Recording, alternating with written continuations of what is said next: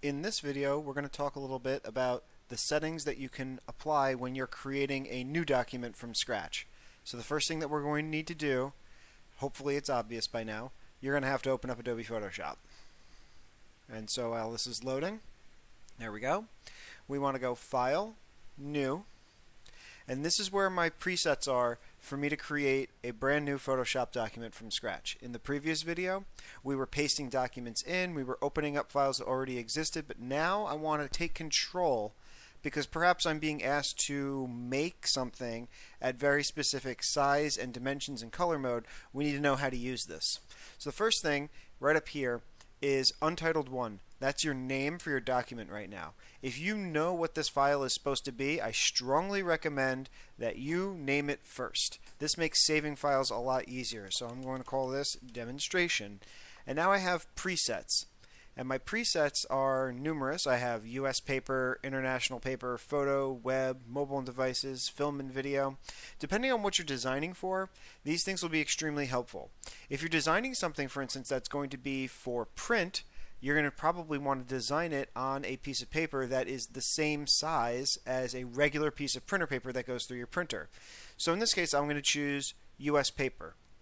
And then US paper preset already sets my paper size to letter, which is 8.5 inches by 11 inches, or it could be legal, which is 8.5 by 14, or tabloid, which is 11 by 17, or 2 letters side by side. Here we have it, it's set to inches. The resolution is 300. Resolution, or dots per inch, is how many individual pixels fit into one single inch of space. The more you have, the better. Any picture that you take off the internet will only be 72 in the interest of making things small and easy to load. But if you're designing something, you definitely want to start at a minimum of 300. You have your color mode down here, and you have options: bitmap, grayscale, which is no color, RGB, which is the standard color mode if you're designing for something that is going to be shown on an electronic device. If I'm designing a document and it's going to be put onto a projector, or it's going to go onto a digital display, it's going to go onto a website, or I'm going to make it so that it's part of my app for an iPhone, you want to be designing an RGB color, because RGB, or red, green, blue, those are the three colors that make up visible light.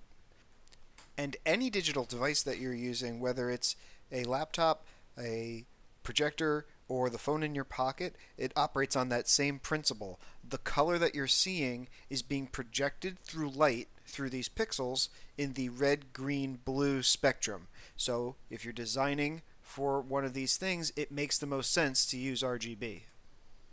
However, if you're designing for print, then you're going to want to use Cmyk. Cmyk is a different color system that simulates the way colors will look if you were going to be printing them onto paper. For now, the default color mode should be RGB because it's Photoshop and you're most likely going to be designing something that's going to be digital, so we're going to go with RGB. Now your background contents, that's what color the document's going to be when you first load it. So it could be white, it could be your background color, which is currently over here with your color picker. Remember, it's the box behind. That's your background color. It's also white, so this is currently redundant, but if you had specified colors before, it could be something like blue or pink or green, or it can be transparent. What I'm going to do for you guys is I'm going to make a transparent document, so we're going to start with a completely empty file. Alright, so we're going to click OK, and I have a transparent layer. You can see your checkerboard. If I had gone back and done a new file, and I had set it to US paper, and I had said background white, you'll see I have a new document. It's up here at the top. I didn't name it, so it's called Untitled 1. And because it's solid white, it made it a background, which I would have to convert to a layer later.